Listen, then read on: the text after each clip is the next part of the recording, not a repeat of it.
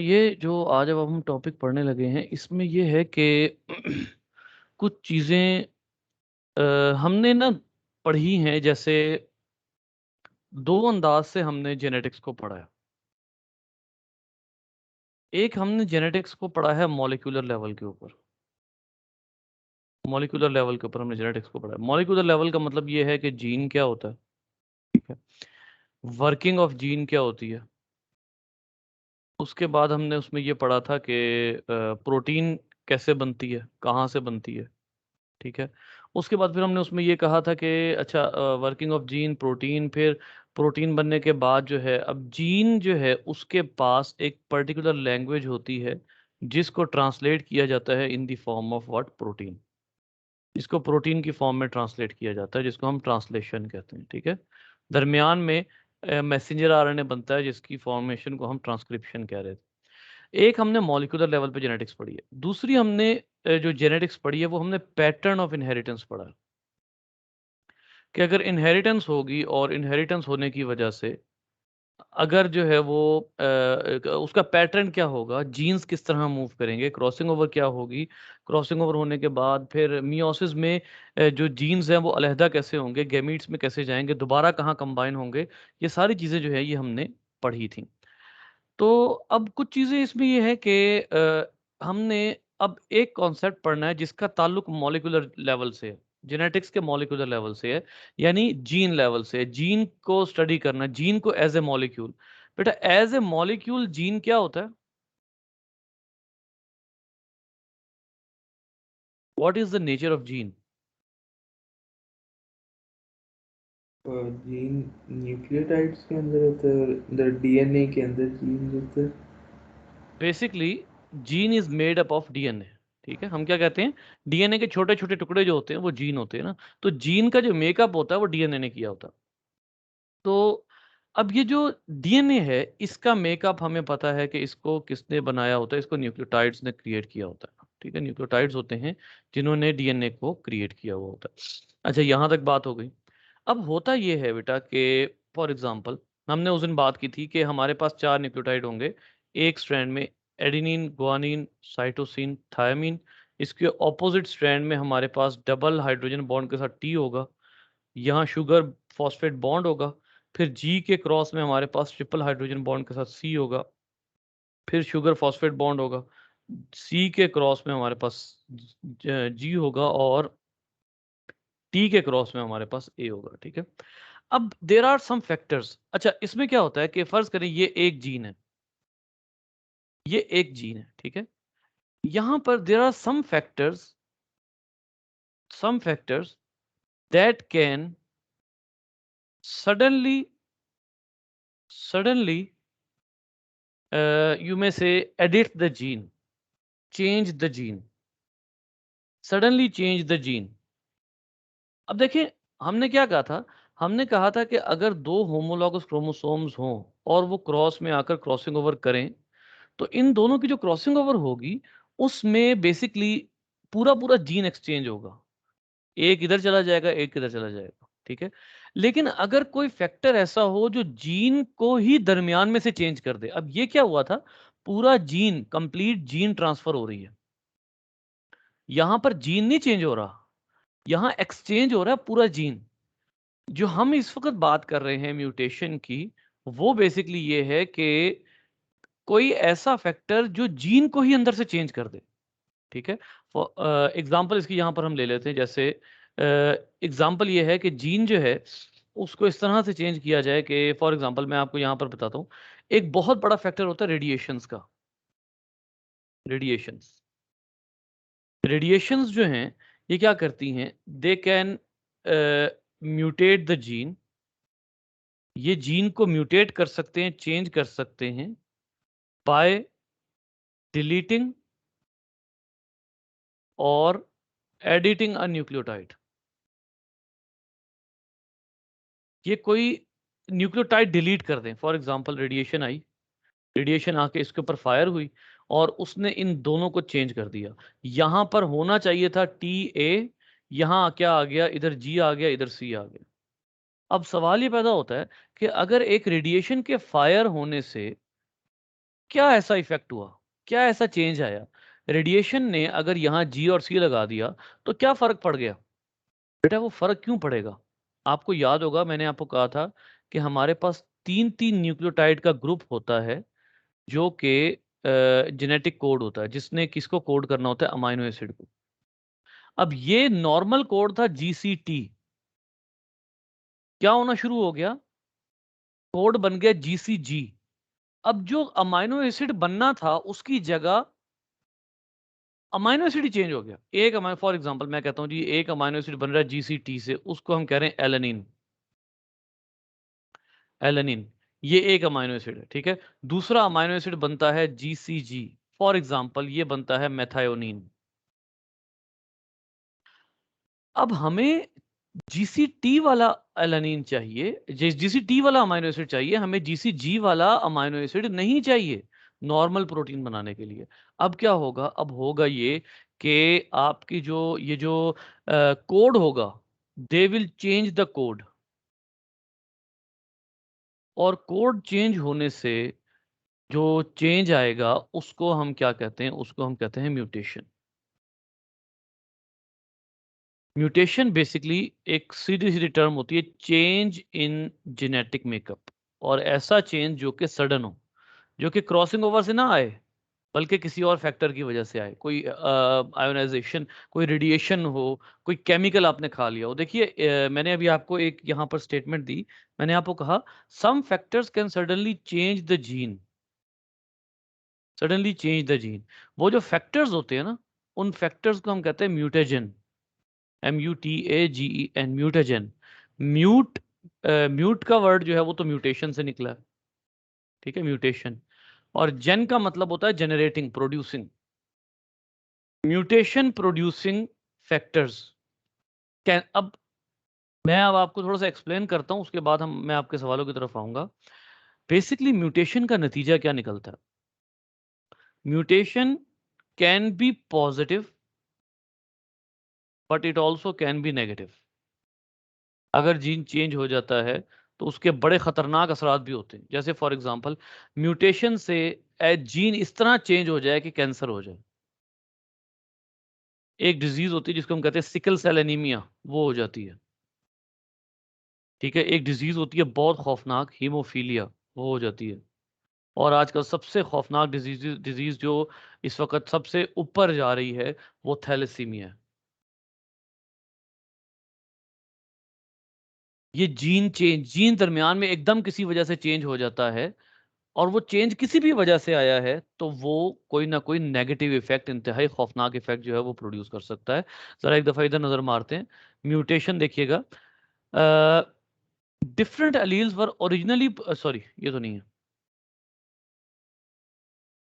A mutation is a change in DNA of a cell. When mutation affects a single gene so that a new allele is produced is called gene mutation. यानी अब आप अगर तो फर्ज करें ना कि आपके पास एक जीन है, ये मैं आपको बड़ी इंपॉर्टेंट बात बताता हूँ। देखिए आपने अभी कुछ दिन पहले बात की थी, दो एलील होते हैं, या ए होते हैं, या ए स्मॉल ए होते हैं, या स्मॉल ए होते हैं। एलील जो हैं, हमने क्या कहा था, ये ऑल्टरनेट फॉर्म्स है ना, ये ऑल्टरनेट फॉर्म्स हैं जो कि होमोलॉगस क्रोमोसोम्स पर मौजूद होती हैं, ठीक है। अब ए जीन की ये फॉर्म कैसे आई है? अब जरा इसका पॉजिटिव साइड देखें, पॉजिटिव साइड, जीन म्यूटेशन की पॉजिटिव साइड देखिए, वो क्या है कि ओरिजिनली जो जीन था वो कैपिटल ए था, इसमें चेंज आया तो वो क्या बन गया? वो स्मॉल ए बन गया। अब हो सकता है कि स्मॉल ए बनना एक बेनिफिशियल प्रोसेस हो, स्मॉल ए बनना, यानी आप इसको यूं कह लीजिए कि ये जो ये पॉजिटिव इफेक्ट म्यूटेशन का ये होता है कि जो जीन होता है उसमें वैरायटी आती है। पॉजिटिव इफेक्ट ये होता है कि जीन में वैरायटी आती है, और वैरायटी का मतलब ये होता है कि एक जीन की कई फॉर्म्स बन सकती हैं। जैसे एक जीन है ए, इसका एक एलील बन गया स्मॉल ए, एक एलील बन गया ए पॉजिटिव, एक एलील बन गया ए नेगेटिव, एक एलील बन गया ए, ए के ऊपर डिवाइड का साइन लगा दे, एक एलील बन गया ए मल्टीप्लाई। फॉर एग्जांपल मैं डिफरेंट सिंबल दे रहा हूं। ये एक जीन था जिसके अंदर म्यूटेशन हुई तो उसकी इतनी फॉर्म्स बन गई। अब ये क्या हुआ? वैरायटी आ गई। इसका मतलब है हमें बहुत ज्यादा जो वैरायटी है या ये जितने एलील्स हैं एक जीन की, एलील के बारे में हम एक और डेफिनेशन भी अगर देखें ना, तो एलील की एक डेफिनेशन होती है फॉर्म्स ऑफ अ जीन। एक जीन की कितनी फॉर्म्स हैं, तो देख लीजिए एक्चुअल जीन ये था, उसकी 5 अलग फॉर्म्स निकल आई। जैसे मैं अब आपको एक बड़ी मजे की बात बताता हूं, बेटा हमारा ब्लड ग्रुप है ए, ओरिजिनली ब्लड ग्रुप ए है, उसकी एक फॉर्म म्यूटेट हुई तो बन गया बी, बी ब्लड ग्रुप। इसी की एक और फॉर्म म्यूटेट हुई तो बन गया O blood group, small i होता है O, sorry O blood group. ठीक है, अब आपको ये पता है कि इस ए की इन दो के अलावा भी फॉर्म होती है। अब ये बी जो है ये एक्चुअली एलील ऑफ ए है, लेकिन क्या है, म्यूटेटेड। ओ भी एलील ऑफ ए है, लेकिन क्या है, म्यूटेटेड है।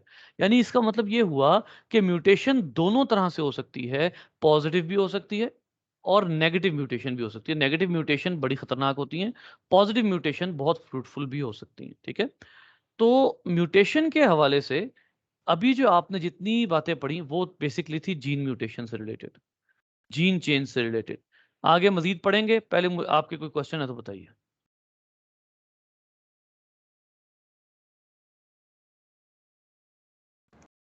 नहीं, अभी एक क्वेश्चन है, इसमें क्रोमोसोमल म्यूटेशन होता है और एक जेनेटिक म्यूटेशन होता है, दो टाइप्स में आगे देखिए।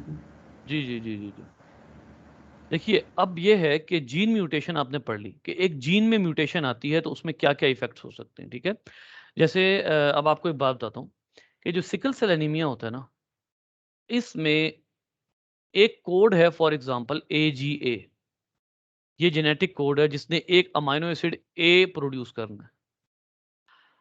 आपको पता है हीमोग्लोबिन की चेन्स कितनी होती हैं? नहीं।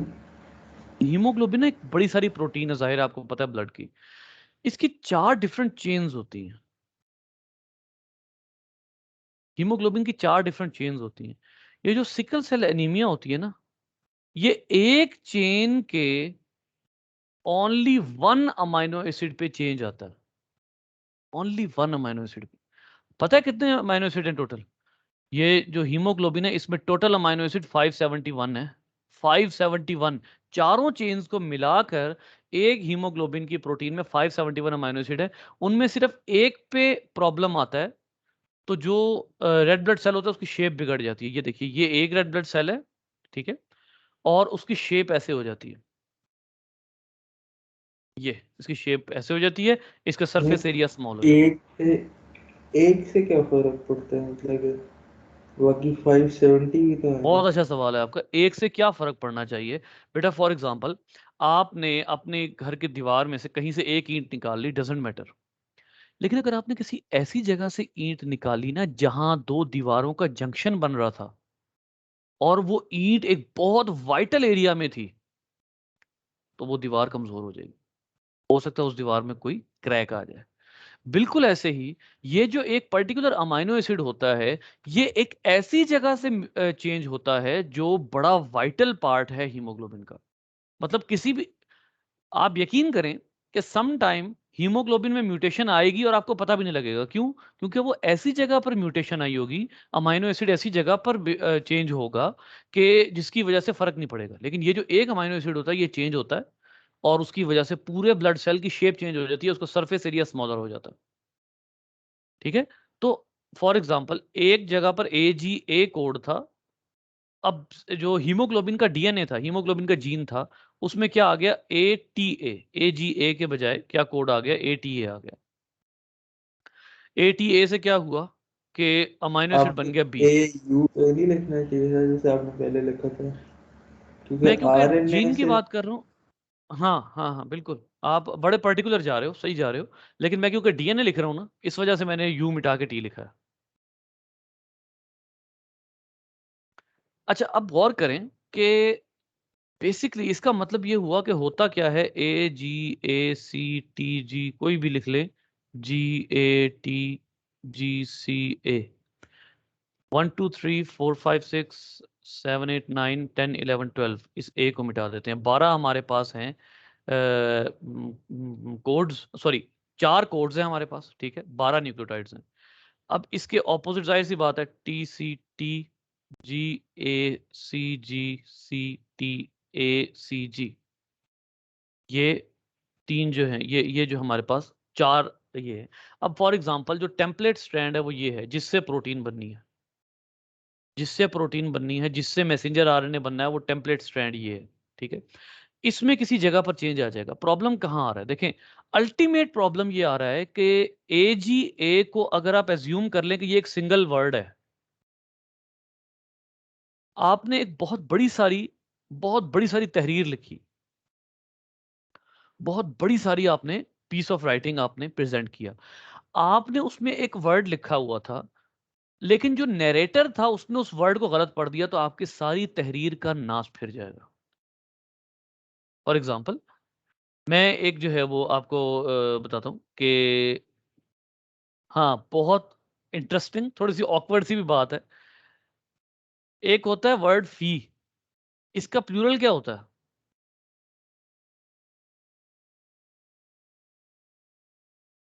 एस डल जाएगा ना। एक वर्ड होता है फीस, इसका प्लूरल क्या होता है?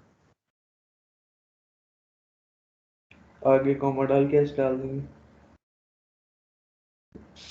बेटा फी का प्लूरल फीस है, fees is itself a plural, ठीक है। लोग क्या करते हैं, लोग लिखते हैं, अगर आप यहां पर FEECES कर दें तो ये क्या बन जाएगा? बोलने में ये फीजिस कोई नहीं बोलता, वो सी की साउंड निकालते हैं। समझ रहे मेरी बात आप? हाँ जी। पहुंचे बात पे? हाँ जी। आपने एक वर्ड के बोलने की गलती से पूरी स्टेटमेंट का नाश फिर जाता है। अब आप गौर करें, ये एक वर्ड है, इस एक वर्ड में जैसे एक नुक्ते ने महरम से मुजरिम बना दिया, ये एक मिसरा है, ये एक म्यूटेशन आई है इस वर्ड में।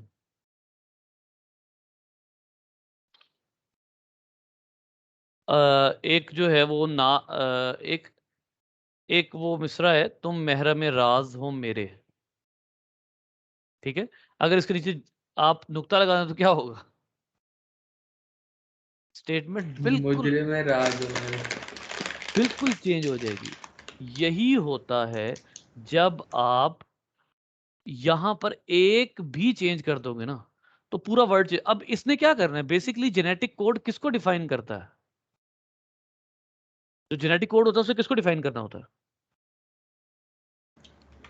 देखिए अमाइनो एसिड को। अमाइनो एसिड को। अब जब जेनेटिक कोड ही चेंज हो जाएगा तो अमाइनो एसिड भी चेंज हो जाएगा। ये है डिटेल ऑफ म्यूटेशन कि म्यूटेशन कैसे होती है। अब आइए अगली टाइप ऑफ म्यूटेशन, वो क्या होती है? वो होती है क्रोमोसोमल म्यूटेशन।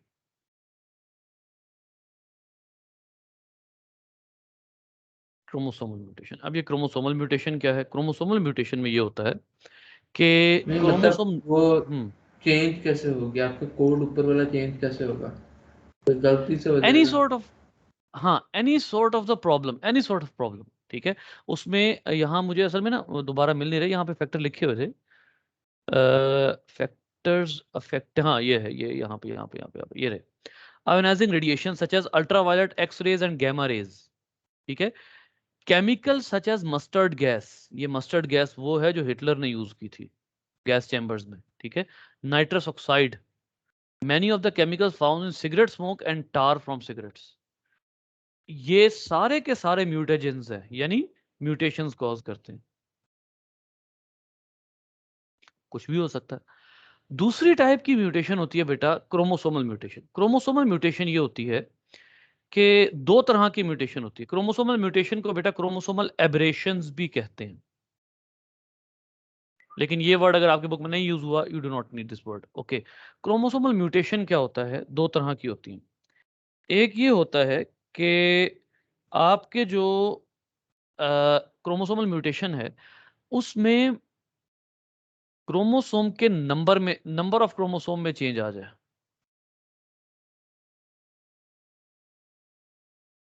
दूसरा किसी क्रोमोसोम के स्ट्रक्चर में चेंज आ जाए, structure of chromosomes. Let me see the detail कितनी गिवन है, तभी मैं उसी लिहाज से आपको बताऊंगा। बस काफी है, इससे ज्यादा बिल्कुल you do not require this, बिल्कुल ठीक है, इतनी ही डिटेल हमें। स्ट्रक्चर ऑफ क्रोमोसोम, तो स्ट्रक्चर ऑफ क्रोमोसोम जो है उसकी डिटेल आपके बुक में नहीं दी गई, वो डू नॉट नीड दिस, ठीक है। तो हम सिर्फ और सिर्फ क्रोमोसोमल म्यूटेशन में नंबर ऑफ क्रोमोसोम के हिसाब से देखेंगे। नंबर ऑफ क्रोमोसोम कहाँ चेंज होते हैं बेटा, गौर कीजिएगा। आपने मेटाफेज 1 याद होगा आपको, मेटाफेज 1 में हमने क्या कहा था कि ये जितने भी क्रोमोसोम्स हैं ये सारे के सारे, मेटाफेज 1 है, मियोसिस 1 तभी तभी लगाएंगे जब मियोसिस होगी, ठीक है। जितने भी क्रोमोसोम्स हैं ये मेटाफेज प्लेट पर कंबाइन हुए हैं और ये सारे क्रॉसिंग ओवर की फॉर्म में थे। अब इसके बाद एनाफेज में क्या होना है बेटा, स्पाइरल आएगा फिर ये ज्यादा हो जाएंगे।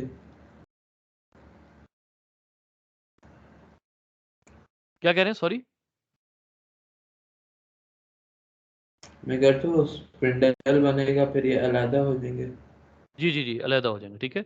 ये सारे के सारे अलहदा हो जाएंगे, एक दो, ये इधर से अलहदा होगा, ये इधर से अलहदा होगा। सपोज करें कि यहां एक गड़बड़ ये हो गई कि ये वाला क्रोमोसोम इससे एक अदद पीस ले आया और इधर एक चला गया दो जाने के बजाय, यानी दरमियान में जो डिवीजन थी उसमें प्रॉब्लम आ गया। अब क्या होगा, गौर करें बेटा। आपको याद है कि यहां टोटल क्रोमोसोम कितने कंबाइन होते थे, कितने अलाइन होते थे? ये मियोसिस की बात कर रहे हैं ना। जी जी जी। मियोसिस में 23 होते हैं। 1 का मतलब ही मियोसिस है, अगर यहां कुछ नहीं बना हुआ तो इसका मतलब है वो माइटोसिस है। अगर यहां 1 या 2 लिखा हुआ है वो मियोसिस है। अच्छा, इसका मतलब है 23 और ये भी 23। ये 20, ये वाले इधर आ गए, ये वाले इधर आ गए, ये वाले इधर आ गए, ये वाले इधर आ गए। यहां क्या हुआ, आने चाहिए थे 23, लेकिन एक इजाफी आ गया तो 23+1। समझ में आई बात? हाँ जी। अब आइए, इधर क्या होगा, 23-1। अब ये है जिसको आप कहते हैं chromosomal mutation, chromosome number change हो गया। इसको बेटा n+1 भी कहते हैं, क्योंकि n का मतलब ह्यूमन में 23 होता है, n-1। अब ये जो चेंजेस ये मेटाफेज 2 में भी आ सकते हैं बेटा। अब जो मेटाफेज 2 है उसमें अगर आप गौर करें तो मेटाफेज 2 में कुछ इस तरह से होता है कि दरमियान में 23 डुप्लीकेटेड जो है वो असेंबल होते हैं, और फॉर एग्जांपल ये तीसरा जो है ये ऐसे आया हुआ, ठीक है। अब क्या होगा, अब मेटाफेज 2 जब एनाफेज 2 में जाएगा तो गौर कीजिए, ये इधर आ गया, ये इधर, ये इधर, ये इधर, ये दोनों इधर, और ये अकेला इधर। अब फर्ज कर लिया ये एक अकेला इधर चला गया, ठीक है।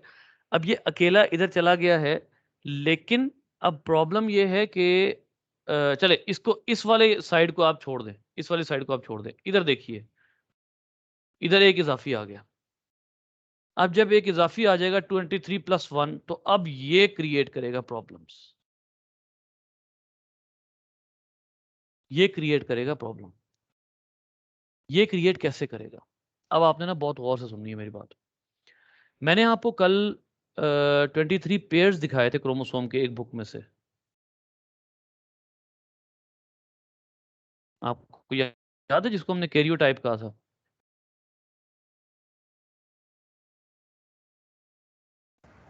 शायद भूल तेरी एक नहीं नहीं, आपके सेकंड। बुक में नहीं है, वैसे यहाँ भी है, हाँ सॉरी, फिल ब्रेडफील्ड में है, फिल ब्रेडफील्ड में यहाँ पर है, ये रहे, ये देखिए। अब ये आपके पास 23 पेयर्स हैं, यानी टोटल 46 क्रोमोसोम्स हैं, 46 क्रोमोसोम होने चाहिए, ठीक है। इसमें अब गौर करें कि जो ऑकवर्ड नंबर ऑफ क्रोमोसोम आ रहा है वो 21 पे आ रहा है। 21 पे कितने क्रोमोसोम है, होना चाहिए था होमोलॉग्स का पेयर, लेकिन क्या हुआ वह 3 आए हुए हैं, इसका मतलब है सिचुएशन क्या हुई हुई है, n+1, 2n+1, क्योंकि 46 है ना, ये 23 पेयर हैं, ये 23 पेयर शो किए हुए हैं आपको, 23 पेयर्स शो किए हुए हैं, तो 23 पेयर्स का मतलब है 2n है, ठीक है, 2n और उसके साथ एक इजाफी आया हुआ 2n+1। ये प्रॉब्लम है जो अक्सर आता है, ठीक है, और ये जो प्रॉब्लम्स हैं ये बड़े पर्टिकुलर होते हैं। फॉर एग्जांपल अगर 20, ये देखिए 21st पेयर था, उसमें एक इजाफी आ गया, तो उसमें एक डिजीज होती है जिसको आप कहते हैं डाउन सिंड्रोम। डाउन सिंड्रोम, और डाउन सिंड्रोम ऐसे बच्चे कभी देखे हैं आपने?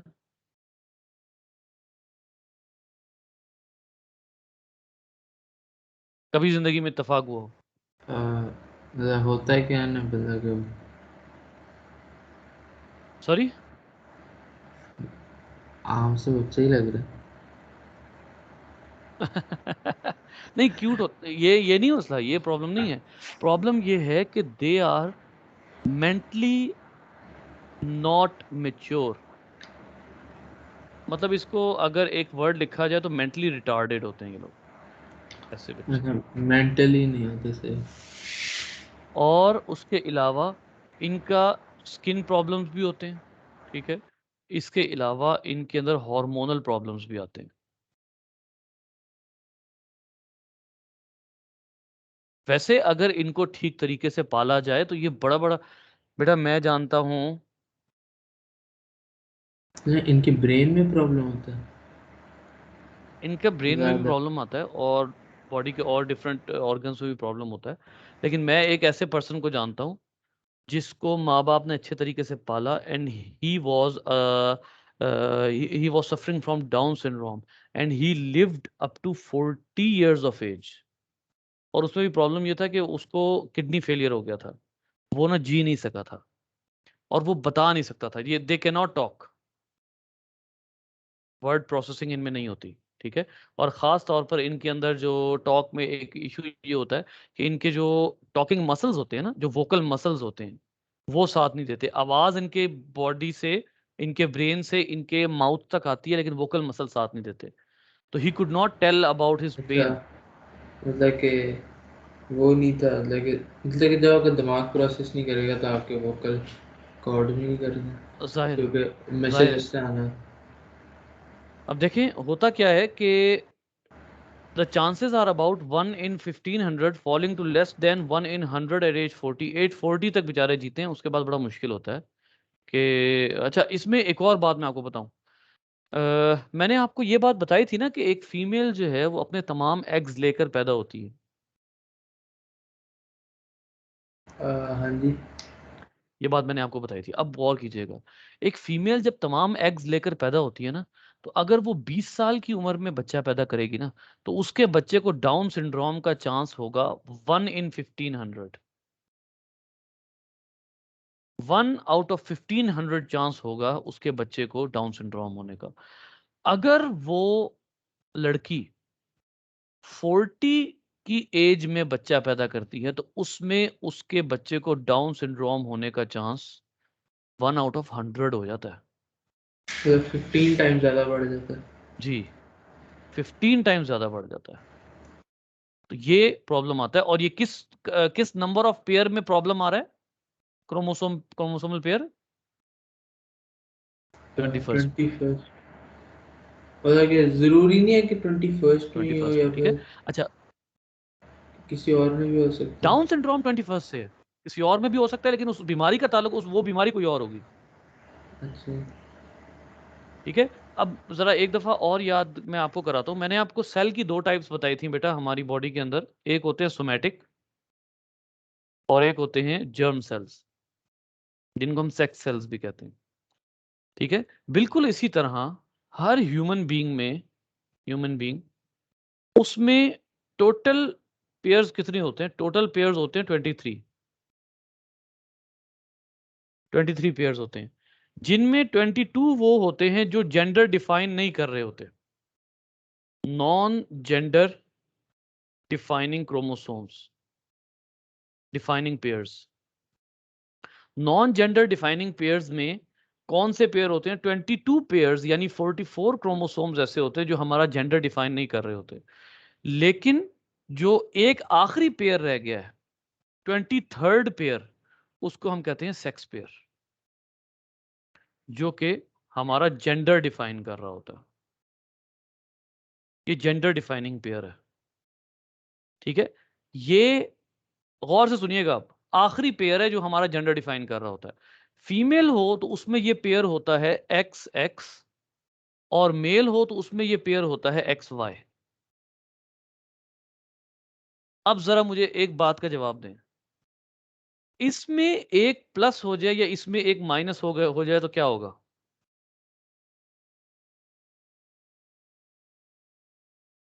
क्या मतलब माइनस से क्या हो रहा है कि फर्ज करें एक एक्स माइनस हो गया, या एक वाई माइनस हो गया, या एक एक्स एक्स्ट्रा हो गया,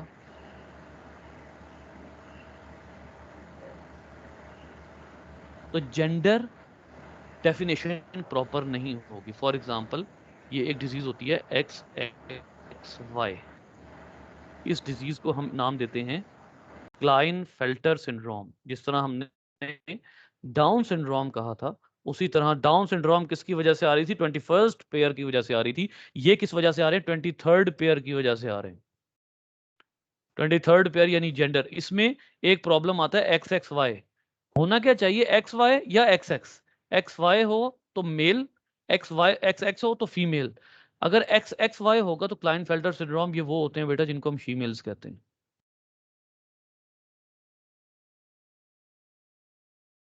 समझ में आई बात?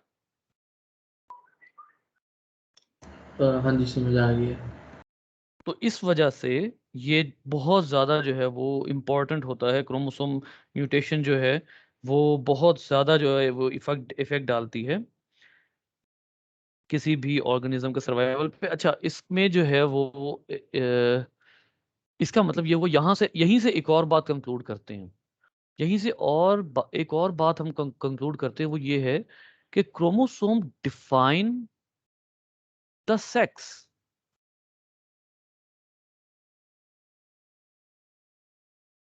या इसको हम कहते हैं sex determination of chromosome. Chromosome sex define करते हैं, सेक्स डिटरमिन करते हैं, ठीक है। वो कैसे करते हैं वो मैंने आपको बता दिया, एक्स एक्स और एक्स वाई का जो है। इसमें एक मिनट रुकिएगा, यहाँ पर किधर गया वो टॉपिक? वो टॉपिक आपको उसमें शामिल है।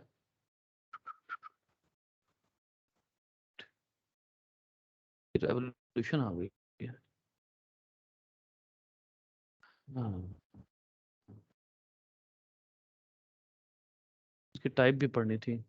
खैर, सिकल सेल एनीमिया तो मैंने आपको ऑलमोस्ट बता दिए। क्रोमोसोमल म्यूटेशन किधर गई? हाँ, ये रही, determining of sex in humans, ठीक है। सोमैटिक क्रोमोसोम, अच्छा, सोमैटिक क्रोमोसोम को हम दूसरा नाम ऑटोसोम्स भी कहते हैं, ठीक है। इसका मतलब है कि हमारी बॉडी में 22 होमोलॉगस पेयर्स का अगर आप बनाएं, तो एक मैंने आपको कहा 22 जो होते हैं वो सोमैटिक क्रोमोसोम्स होते हैं, या उनको हम ऑटोसोम्स भी कहते हैं। ये याद रखिएगा, प्रॉपर नेम इसका ऑटोसोम्स ही है। और जो आखिरी पेयर होता है उसको हम सेक्स क्रोमोसोम्स कहते हैं या सेक्स पेयर कहते हैं। ये देखिए, यहाँ लिखा हुआ है females have 2 X chromosomes, males have symbols X and Y. ये देखिए, ये है एक्स एक्स और ये है एक्स वाई, ठीक है। अगर इनमें कोई चेंज आता है तो फिर प्रॉब्लम आ जाएगा। ये इन्होंने आगे क्रॉस बनाया हुआ है एक्स एक्स और एक्स वाई का। होता क्या है, इसका क्रॉस भी हम बना लेते हैं। एक मेल और एक फीमेल के दरमियान में क्रॉस होता है, ठीक है। यहाँ पर अब हम थोड़ा सा इसको चेंज करेंगे। एक्स एक्स एक फीमेल और एक एक्स वाई मेल, इनके दरमियान में क्रॉस होता है। फीमेल के गैमीट बनाए तो फीमेल के गैमीट एक ही तरह के होते हैं, सिर्फ एक्स देती है फीमेल। ऑप्शन किसके पास होती है? हमेशा मेल के पास होती है कि उसका यह स्पर्म एक्स वाला आकर कंबाइन कर जाएगा तो बेटी, और अगर एक्स और वाई कंबाइन कर जाएंगे तो बेटा। ऑप्शन मेल के पास होती है, फीमेल के पास नहीं होती।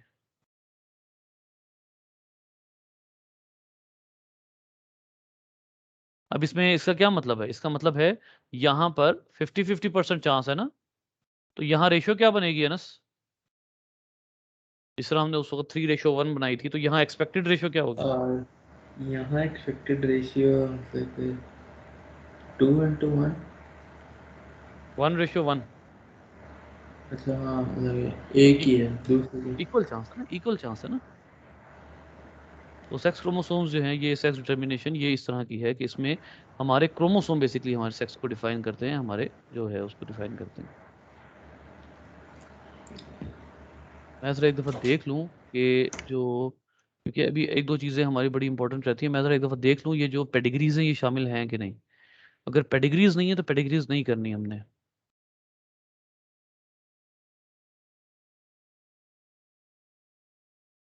अच्छा जी, DNA state the DNA genes explain the may be copied pass to next generation, define gene as a unit, complete dominance, dominant recessive phenotype genotype, mutation, ठीक है, structure of gene, sickle cell anaemia explain करना है, और down syndrome. Down syndrome मैंने बता दिया, और sickle cell anaemia इसमें एक्सप्लेन करना है, एल्बिनिज्म एक्सप्लेन नहीं करना हमने, ठीक है। ये एक अभी रहती है, सिकल सेल एनीमिया में ऑलमोस्ट एक्सप्लेन कर चुका हूँ। उसके बाद आइए जनाब, रेडिएशन एंड केमिकल्स। वो बेटा, रेडिएशन और केमिकल्स, ठीक है। गैमा रेज, एक्स रेज और अल्ट्रावायलेट रेज, और केमिकल्स वो थे टार, सिगरेट के जो होते हैं केमिकल्स वगैरह वो थे। फिर ये हमने 3:1 और 1:1 भी पढ़ लिया, अभी पढ़ा है 1:1। उसके बाद आ जाइए, अब ये एक टॉपिक आ रहा है, एक्सप्लेन को डोमिनेंस। सेक्स डिटर्मिनेशन मैंने आपको बता दिया, ये एक टॉपिक जो है ये हमने देखना है, ये अभी नहीं देखा हमने। अब आइए जनाब, एन इम्पॉर्टेंट वन, और वो है को डोमिनेंस। सेक्स डिटर्मिनेशन में आपने देख लिया एक्स एक्स और एक्स वाई। बेटा अभी तक समझ आ रहा है?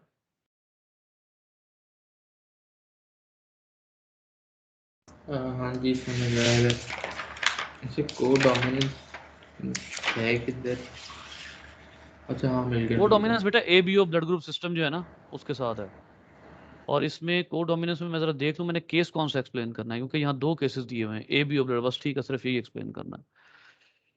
ओके, को डोमिनेंस क्या है बेटा? अभी मैंने आपको बताया कि जीन में म्यूटेशन हो तो वो दो तरह की होती है, पॉजिटिव और negative. Gene mutation creates alleles, कहा ना मैंने आपको अभी थोड़ी देर पहले, कि ए हाँ जो जी। है उसमें स्मॉल ए आया है तो वो भी म्यूटेशन की वजह से आया है, उसमें A+ आया तो वो भी म्यूटेशन की वजह से आया है, A- आया तो वो भी म्यूटेशन की वजह से ही आया है, ठीक है। अब वन एलील, या आप यूं कह ले one gene, can have more than two alleles.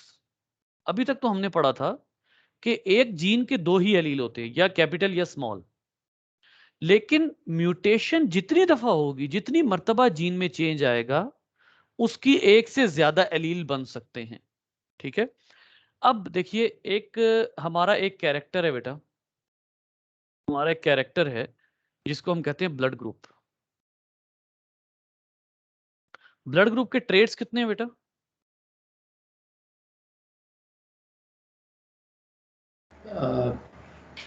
वो पॉजिटिव मतलब कि पॉजिटिव कुछ नहीं, सारे सिर्फ पॉजिटिव को ग्रुप्स छोड़ बताएं। दें तो फिर 3 है। कौन कौन से? ए, बी और ओ। A B O तो है, लेकिन AB भी है। चार ब्लड ग्रुप्स है बेसिकली, ठीक है। एक हमारा जो ब्लड ग्रुप है उसके कैरेक्टर है, उसके चार ट्रेड्स हैं। अब ये चार ट्रेड्स कैसे बने आप देखें। सीड कलर था एक कैरेक्टर, उसके दो ट्रेड्स थे, येलो और ग्रीन। पी का फ्लावर था, ठीक है, उसके दो कैरेक्टर थे, पर्पल और वाइट, ठीक है। पी प्लांट की हाइट थी एक कैरेक्टर, उसके दो ट्रेड थे, टॉल, डॉर्फ। यहां पर ट्रेड्स आपके पास मल्टीपल आ गए, और मल्टीपल ट्रेड्स मींस, हाँ भाई, एक मिनट अभी जवाब ना दीजिएगा। सीड कलर में आपके पास या कैपिटल वाई था या स्मॉल वाई था, अगर कैपिटल वाई आ गया तो येलो, और अगर स्मॉल वाई आ गया तो ग्रीन। इसमें आपके पास पी था और स्मॉल पी था, इसमें आपके पास टी था और स्मॉल टी था। यहां और यहां पर जो ट्रेड्स थे वो 2-2 थे। अगर ट्रेड्स ज्यादा हैं तो इसका मतलब है मल्टीपल ट्रेड्स मीन मल्टीपल। हाँ भाई, मल्टीपल ट्रेड्स मीन मल्टीपल किसी के रेगुलेटर्स रेगुलेटर नो, ज़्यादा इस्तेमाल है। मल्टीपल एलील्स ना, लेटर को छोड़ दें। हम्म, बेसिकली तो हम लेटर से एलील को रिप्रेजेंट कर रहे होते हैं ना, लेटर से एलील को रिप्रेजेंट कर रहे होते हैं।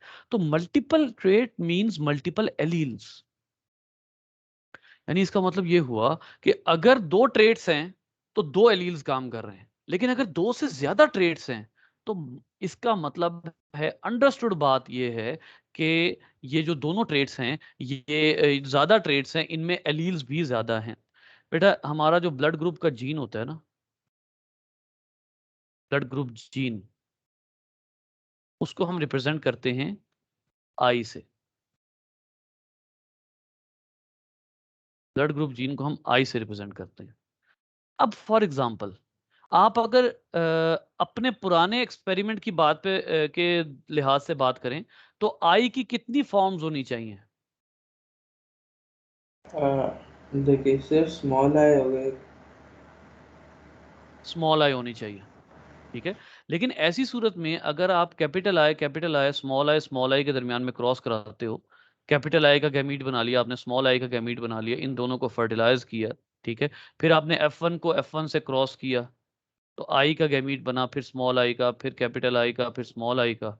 और उसके बाद आपने जब इनका पनेट स्क्वायर बनाया तो आई small I, capital I, small I, ठीक है। ये सारे आपने इसकी जीनोटाइप्स बना लिए और आपके पास जो फिनोटाइप आई वो क्या आई? 3:1। मसला ये है कि इसमें या एक ब्लड ग्रुप जो है वो इसमें या हमारे पास कितने फिनोटाइप्स आ रही है? 2 फिनोटाइप्स आ रही हैं ज्यादा से ज्यादा। एक डोमिनेंट फिनोटाइप है और एक रिसेसिव फिनोटाइप है। फिनोटाइप हमारे पास 2 आ रही हैं। ब्लड ग्रुप हमें ये कहता है कि भाई आपकी फिनोटाइप 4 डिफरेंट आ सकती हैं, 4 डिफरेंट फिनोटाइप्स आपकी आ सकती हैं। तो ये कैसे हुआ?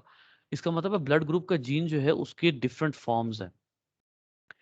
बेटा अगर आप थोड़ा सा इसको देखें ना, तो होता ये है ब्लड ग्रुप के जीन में कि ब्लड ग्रुप के जीन की फॉर्म्स होती हैं। एक एक जीन होता है जो कि ब्लड ग्रुप ए बनाता है, एक जीन होता है जो ब्लड ग्रुप बी बनाता है, और एक जीन होता है जो ब्लड ग्रुप ओ बनाता है। ओ, ए, बी, ओ। जो आई ए है वो ब्लड ग्रुप ए बनाता है, जो आई बी है वो ब्लड ग्रुप बी बनाता है, और जो स्मॉल आई है वो ब्लड ग्रुप ओ बनाता है, ठीक है। तो इसका मतलब ये हुआ कि ब्लड ग्रुप का मसला ये है कि ब्लड ग्रुप के मल्टीपल एलील्स हैं।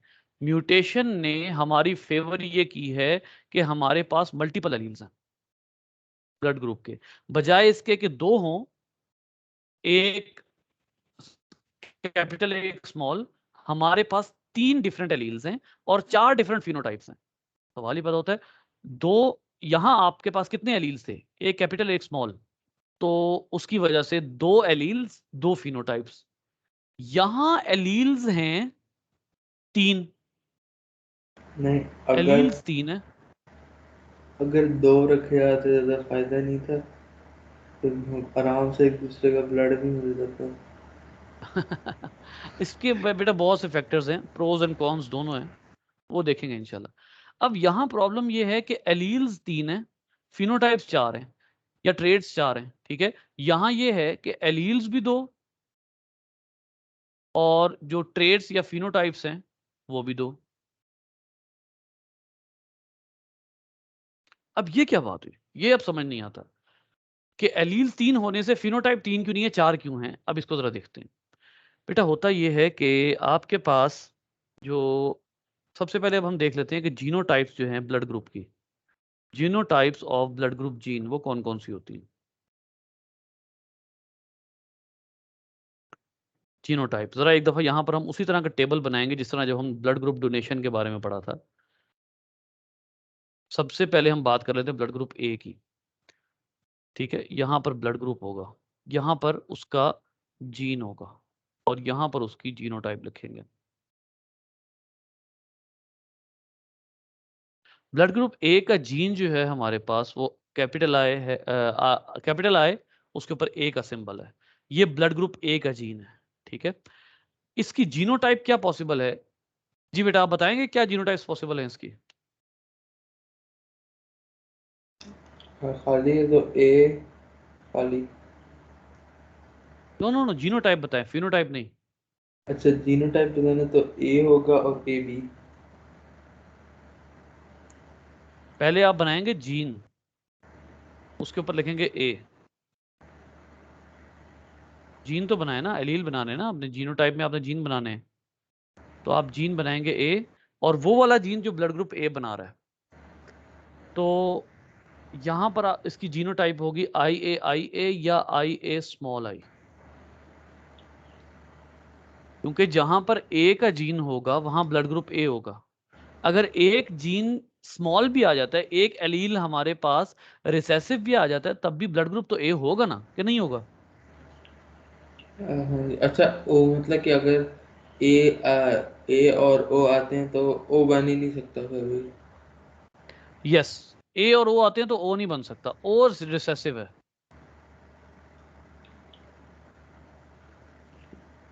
ओ रिसेसिव है। ठीक है, तो इसका मतलब ये है कि आई ए या तो ये होमोजाइगस डोमिनेंट होगा या ये हेट्रोजाइगस होगा। ठीक है, और इसकी फिनोटाइप होगी हर केस में ए। अब आ जाए ब्लड ग्रुप बी। बेटा इसका जीन कौन सा है? आई बी। ठीक है, इसकी जीनोटाइप? आई बी और आई बी और आई स्मॉल कैप स्मॉल। ठीक है, फिनोटाइप आ गई ब्लड ग्रुप बी। अब आ जाइए जनाब ओ में। ओ में आ जाए। ओ में जो है वो इसका जीन क्या होगा, क्या है इसका जीन? इसका आई स्मॉल है। ठीक है, इसकी जीनोटाइप क्या पॉसिबल है? स्मॉल है स्मॉल है। और कोई? और मेरा नहीं ख्याल और नहीं हो सकती। जी और नहीं हो सकती, क्योंकि ए कैपिटल आ गया तो वही ब्लड ग्रुप होगा, ओ नहीं हो सकता, लिहाजा इसकी फिनोटाइप होगी ओ। अब हमने ये कहा है कि 1 2 3 4 टाइप्स होती हैं, चौथी टाइप है ए और B, A B blood group. इसमें कौन से जीन्स पॉसिबल है? ए बी के अंदर पॉसिबल है जीन्स हो गए आई ए और आई बी। शाबाश। बेसिकली ये वो फिनोमिना है जिसको हम कहते हैं कि two dominant alleles combine in a single person. किसी एक बंदे में दो डोमिनेंट एलील कंबाइन हो जाएं। अब देखिए मसला ये है ना कि जीन की तो कई फॉर्म बन चुकी है ना, जीन की तो म्यूटेशन की वजह से कई फॉर्म बन चुकी हैं, ए बन चुकी है, बी बन चुकी है, और सॉरी इसको प्रॉपरली लिखते हैं, इसकी जीन की कई फॉर्म बन चुकी है, आई ए आई बी और स्मॉल आई। अब जरूरी नहीं है कि म्यूटेशन के बाद जो जीन बने वो हमेशा रिसेसिव ही हो। ये था जीन, सॉरी ये था जीन, इसकी एक म्यूटेशन थी आई ए, ये डोमिनेंट था, इसी की एक और म्यूटेशन हुई तो दूसरा जो बना वो भी डोमिनेंट था। तो जरूरी नहीं है, मैं यही आपको बता रहा था थोड़ी देर पहले, ये जरूरी नहीं है कि म्यूटेशन के बाद जो जीन बने वो रिसेसिव ही हो, वो डोमिनेंट भी हो सकता है। ठीक है, उसके बाद जो है वो एक म्यूटेशन और आई जिसमें वो रिसेसिव हो गया। अब ऐसा क्या हो, अब इस फिनोमिना को जिसमें दोनों डोमिनेंट एलील एक पर्सन में जमा हो जाएं और दोनों अपने आप को एक्सप्रेस करें, बोथ एक्सप्रेस देयर फिनोटाइप, तो इस फिनोमिना को आप क्या कहते हैं? इस फिनोमिना को आप कहते हैं को डोमिनेंस। यानी दोनों क्या थे? दोनों दोनों डोमिनेंट डोमिनेंट थे। थे। तो अब यहां इसके जीन ये होंगे, इसकी जीनोटाइप भी यही होगी, और इसका ब्लड ग्रुप फिनोटाइप जो है वो ए बी होगा। ये है जिसको हम कहते हैं को डोमिनेंट, एक ही पर्सन में दो डोमिनेंट एलील आ जाए। और ऐसा सिर्फ कब होता है, को डोमिनेंस सिर्फ कब पॉसिबल है, जब एक जीन के मल्टीपल एलील्स हो, और मल्टीपल एलील्स में से मोर देन वन डोमिनेंट हो। जैसे हम बार बार बात कर रहे हैं आई की, तो आई के मल्टीपल तीन एलील्स हैं, और तीन एलील्स में से दो डोमिनेंट हैं। पहले क्या होता था, एक डोमिनेंट होता था, एक रिसेसिव होता था। तो ये जो को डोमिनेंस है ये सिर्फ उस सूरत में आ सकता है जब एक तो मल्टीपल एलील्स हो और दोनों दो डोमिनेंट हो कम से कम, तभी को डोमिनेंस आ सकता है, वरना को डोमिनेंस नहीं आ सकती। ठीक है। अच्छा, जो है कोई जो ए बी वाला है वो ए को डोनेट कर सकता है? डोनेशन में ए बी वाला नहीं, वो ए से ले सकता है, क्योंकि ए बी में कोई एंटीबॉडी नहीं होती। ओ में सारी एंटीबॉडीज होंगी। ओ में दोनों एंटीबॉडीज होती हैं।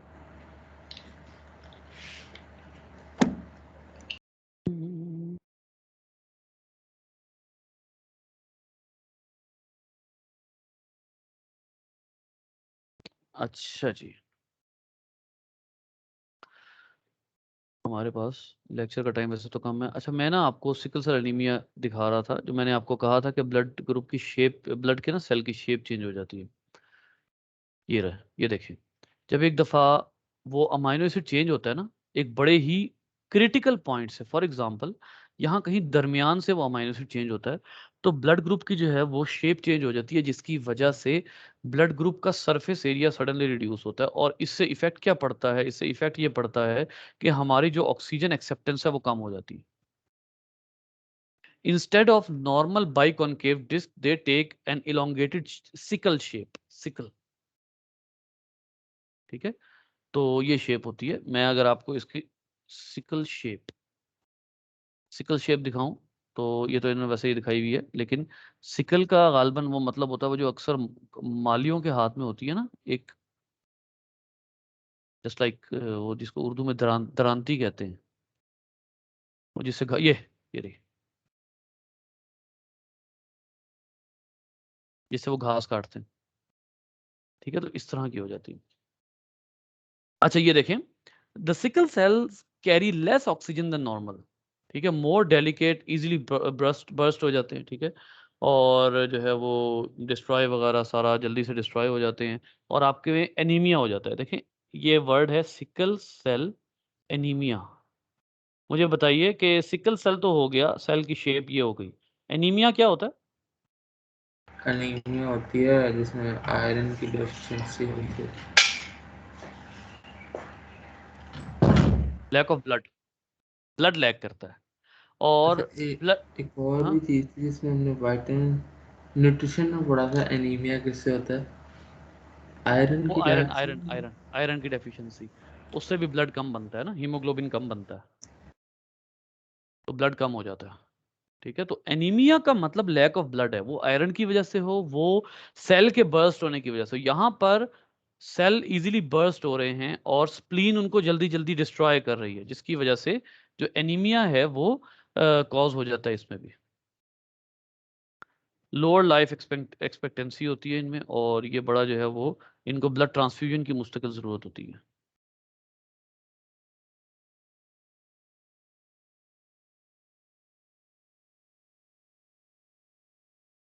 अब ये देखिए, ये भी को डोमिनेंट है, और अंदाजा करें, ये भी को डोमिनेंट है, जो है सिकल सेल एनीमिया। इसमें एक जीन होता है HbA और एक जीन होता है HbS। अब आप देख सकते हैं, अगर HbA आ गया तब तो टोटल नॉर्मल हीमोग्लोबिन है, अगर HbA और HbS आ गया तो ये को डोमिनेंट है। इसका मतलब है ये नॉर्मल सेल्स बनाएगा, और कुछ सेल्स जो हैं वो हमारे, जिनको माइनर सिकल सेल होगा, या जिनमें हेट्रोजाइगस ये कॉम्बिनेशन होगा ना, जिस तरह उसमें IAIB था, दोनों डोमिनेंट थे तो ब्लड ग्रुप बन रहा था AB। यहाँ पर A और S है, इसका जो जीन है सिकल सेल का वो भी अपना काम करेगा, तो ये को डोमिनेंट होते हैं, दोनों अपना काम करते हैं, ये रिसेसिव नहीं होता, को डोमिनेंट होता है। अब जरा एज्यूम करें कि HbS और HbS आ जाए, तो आपका कोई भी सेल जो है वो नॉर्मल नहीं बनेगा।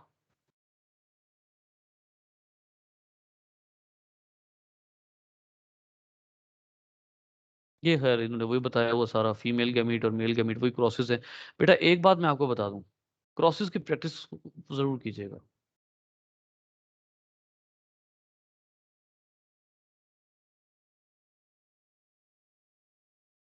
क्रॉसेस की प्रैक्टिस लाजमी कीजिएगा।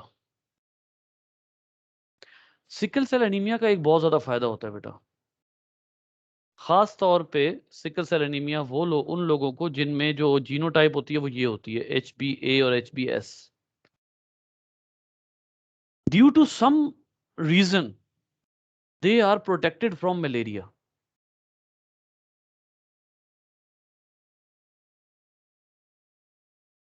आप अंदाजा करें कि इतनी खौफनाक डिजीज है जो वैसे तो बहुत अच्छी नहीं है, लेकिन ऐसे लोग जिनको सिकल सेल एनीमिया का माइनर केस होता है ना, वो किसी वजह से मलेरिया से बच जाते हैं। और इस वजह से जिन एरियाज में मलेरिया ज्यादा है उन एरियाज में जो सरवाइव कर रहे हैं उनमें बहुत से लोग ऐसे हैं जिनमें जीनोटाइप ये वाली है। दोबारा सुनिए, जिन एरियाज में मलेरिया ज्यादा है उन एरियाज में बहुत से लोग ऐसे हैं जिनमें जीनोटाइप ये वाली है। इसमें कुछ सेल नॉर्मल बनते हैं और कुछ सेल डी शेप बनते हैं, तो उनमें वो मलेरिया से बच जाते हैं। इस फिनोमिना को देखें, अंदाजा करें, एक नेगेटिव चीज थी वो कुछ लोगों के हक में पॉजिटिव हो गई। इस फिनोमिना को आप क्या कहते हैं?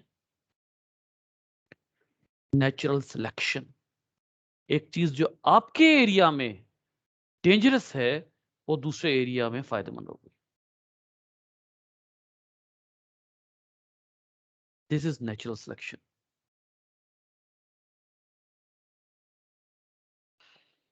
अल्लाह अकबर। जी बेटा जी।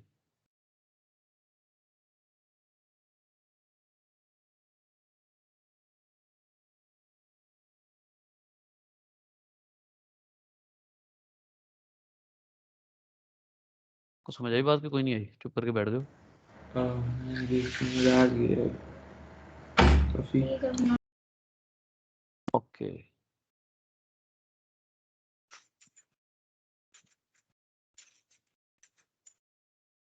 नहीं अनस, कोई प्रॉब्लम है बेटा तो पूछ ले, जबरदस्ती नहीं। हाँ नहीं, अभी तक तो कोई प्रॉब्लम नहीं है। अच्छा, एक दो चीज़ें जो है ना वो वेरिएशन के एवोल्यूशन के हवाले से रह गई हैं। सिलेबस मैंने पता नहीं क्यों बंद कर दिया, वेट करें।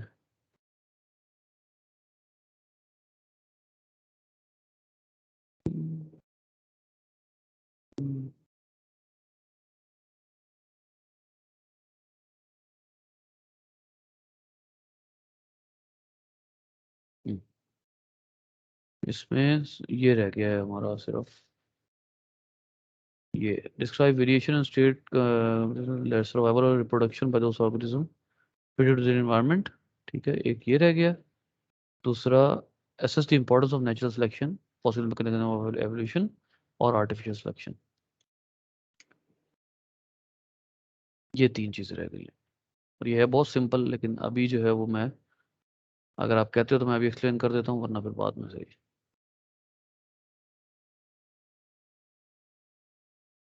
बाद में कर लेंगे इसका, कि अभी वो कर लेते हैं। अभी वो तो हाँ 18 का पास पेपर, उसका एक क्वेश्चन देख लें।